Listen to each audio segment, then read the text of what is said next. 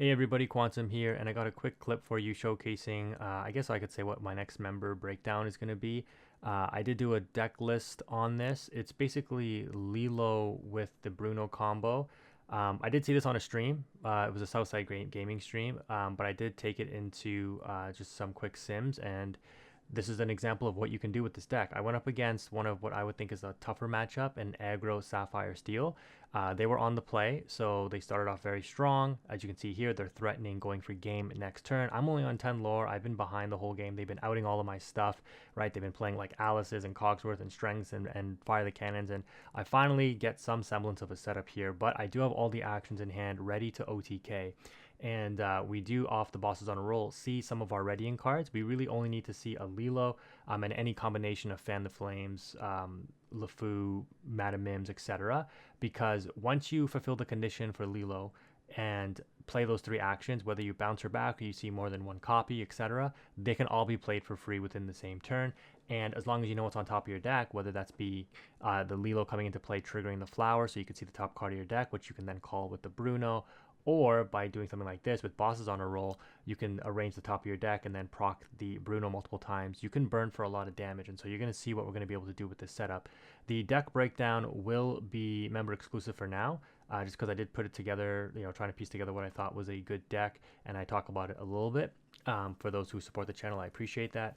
But you have to sequence this correctly, otherwise you will mess it up. You have to be very wary of a couple of things, right? If you draw off of friends or off of this is my family, obviously it's going to mess up what you know on top of your deck, because you're going to draw what you know, which means the remaining cards are maybe things you don't know, which could be okay, because as you play Lilos for free or LeFous to ready up the Bruno, if you have the flower on board, you will be able to scry one, and therefore it doesn't matter if you mess up the things on top of the deck with the bosses on a roll, because you will know what's on top with the flower when you play the characters that ready up the Bruno.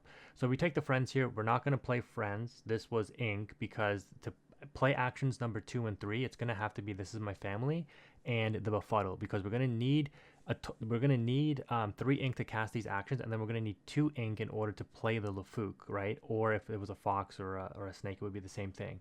So we end up playing the this is my family. We draw the Lilo, so that's one known card that we drew. We're going to bounce back the dock. We're on 15 lore now. We're going to play the Lilo, ready up the Bruno, proc the flower. We see LeFou. We're going to keep that on top of the deck.